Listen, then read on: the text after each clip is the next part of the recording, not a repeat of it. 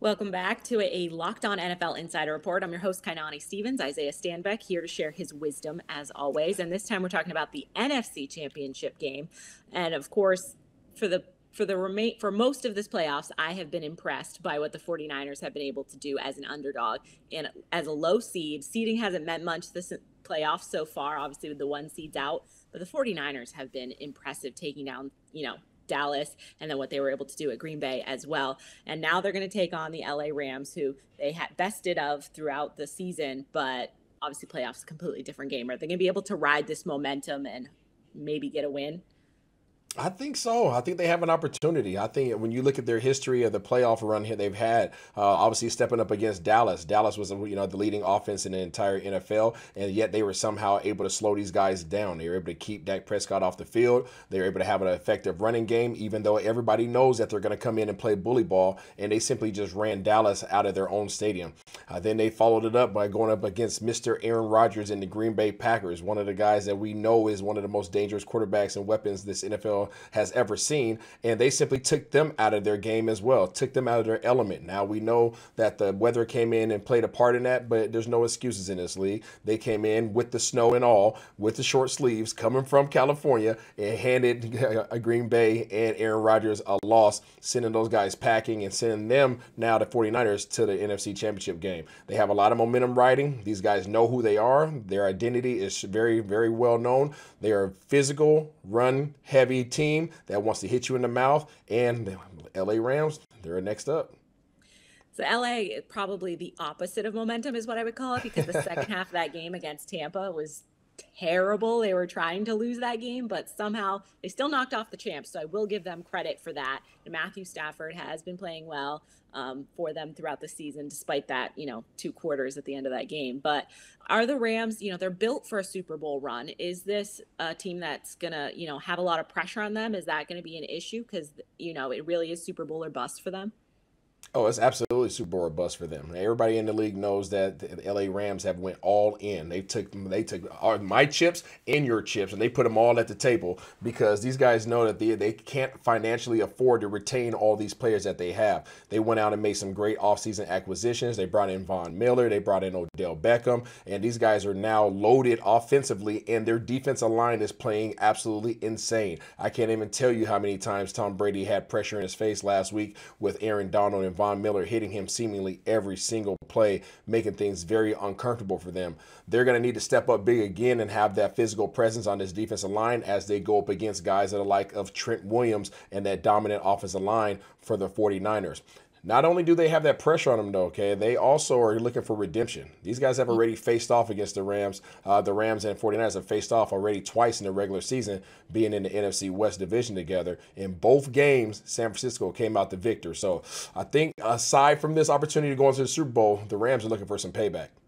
And that being said, normally I would say the home field advantage would prove helpful in an AFC or NFC championship game, but this one might be mostly 49ers as it was the final game of the season for these two teams. So we'll have to see how that goes. Both of these teams have really young coaches. Sean McVay and the head coach of the Kyle Shanahan, yeah. Yeah, Kyle Shanahan, excuse me. They've done so much with, relatively short amount of time with both of their teams. Is there a coaching benefit? Does either of them have kind of a little bit of a head start on the other, or do you think it's going to be evenly matched?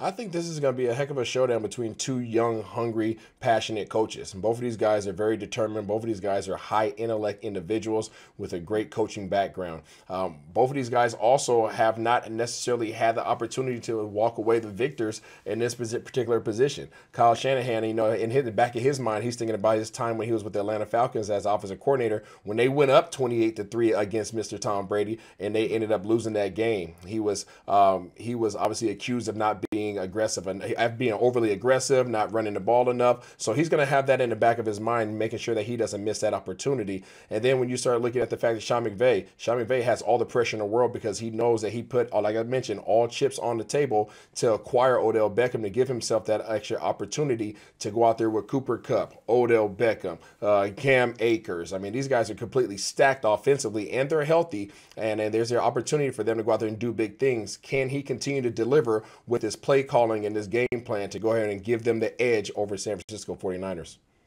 Now, also, we want to talk about the quarterbacks in this game. Of course, Matthew Stafford spent his entire career in Detroit, now coming to LA, lighting the world on fire, but he has a ton of pressure on him. And then, of course, Jimmy G, who always kind of gets a bad rap, but, as of recently, he's been doing pretty good for himself, I'd like to say. So, is this, how would a win or a loss for either of these quarterbacks kind of affect them going forward? Drastically. And you just mentioned Jimmy G. Jimmy G has been the ultimate bus driver of the San Francisco 49ers. And apparently he's driving a nice little Cadillac because he has been coasting this whole ride all the way to the NFC Championship game, leaning back, seat reclined and everything. But he's doing a great job of guiding these guys. He doesn't have to be a superstar. It's going to be very interesting to see if the LA Rams put him in a position where he does have to step up and be that QB1, that dominant quarterback presence that has to throw the ball 35 plus times. If the Rams could put him in that position and eliminate the run game with Elijah Mitchell, eliminate the run game against Deebo Samuel and force him to go to the air and make him go to Deebo Samuel running routes, make him go to George Kittle, make him go to Brandon Ayuk. If he can force that hand, I think that the LA Rams will have an opportunity to have some picks against him because he has been heavy to that. Now, on the flip side, you look at LA. LA, they have Matthew Stafford, and obviously you talked about his history with the Detroit Lions. This is the opportunity that he was waiting for. This is why he wanted to leave Detroit and come to LA, because he knew that he was most likely not going to have that opportunity at a championship run. Well, guess what? He has his wish. He has all the weapons that he can ever hope for, and now he just has to go out there and deliver and get that hump off his back and get that over that cloud that everybody's saying that he can't win the big games. Here it is. It's showtime. See what you can do. All right, who you got for the winner of this one and heading to the Super Bowl? I'm going to have to go with LA. I think LA Okay. has done everything they can with their roster to ensure that they have the best opportunity. And I can't imagine that all these veterans on this team, these high caliber veterans, are going to miss this opportunity to put themselves in a position to walk away with a Lombardi.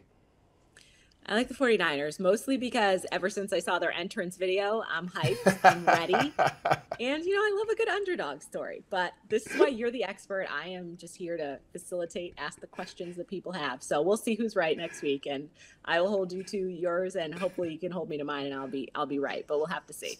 He's All right, Isaiah. I'm sounds good. Kainani. Thank you for checking in. This has been Locked On NFL.